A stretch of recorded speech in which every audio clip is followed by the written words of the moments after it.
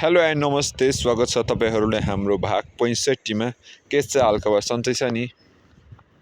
आज चाहिँ हामी फाँटमा घुमिरहेका छौं। खोलापारी फाँटमा घुमिरहेका छौं हैन। यहाँ चाहिँ गाई फार्मनिर छौं, हामी चाहिँ फाँटमा छौं। यहाँ चाहिँ लगभग बाटोमा बसिरहेका छौं। अनि यहाँ एउटा देवसोल्टी भन्ने डाका आउनु पर्ने थियो, आउँदै आएको छैन।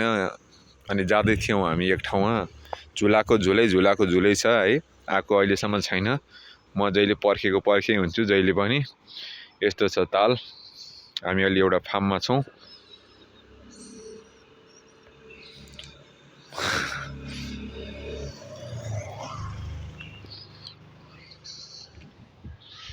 अब तोरीबारी छ, यता वरपर तोरीबारी फलिरहेको छ।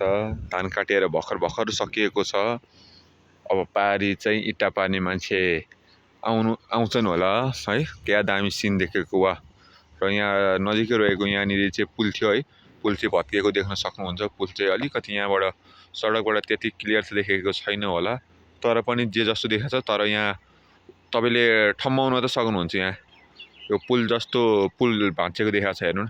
यो बाढीको कारणले भत्केको हो, असोज 11-12 को। अहिलेसम्म पनि चलफल केही छैन। छिटो बनोस् चाहन्छु, सहजता नै सबैभन्दा ठुलो कुरा हो हैन। सम्पूर्ण अब यो पुलले धेरैजनालाई सहज बनाएको थियो। ललितपुर काठमाडौँ जोडेको थियो। खोकना बुगमतीको मान्छेहरू यताको मान्छे पारी जान, पारीको मान्छे वारी आउन धेरै सजिलो बनाएको पुल हो। यो पुल चाहिँ सबैजना दुवै ठाउँको हैन, अब जनप्रतिनिधि ज्यूहरू मिलेर चाहिँ छिटोभन्दा छिटो निर्माण होस् भन्ने चाहन्छौँ। हामी चाहिँ जाँदैछौँ बिस्तारै। कतै पराल झारिरहेको देख्न सक्नुहुन्छ।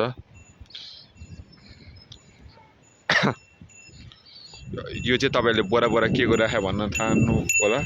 यो चाहिँ प्लास्टिक फ्याक्ट्रीको दाना बनाउने फ्याक्ट्री हो।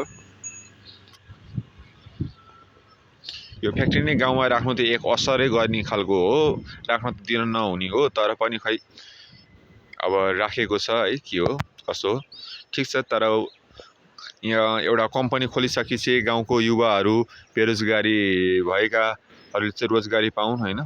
यो चाहिँ हाम्रो कर्तव्य नै हो र उद्देश्य पनि हो। एउटा उद्देश्य नै भनौँ, कर्तव्य भनेको त आफै गर्नुपर्ने जिम्मेवारी बोध भयो। त्यसकारणले उद्देश्य हो यो।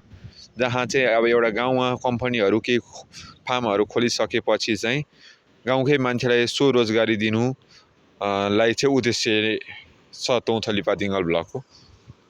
सर र कस्तो राम्रो सिन देखेको मङ्सिर महिना।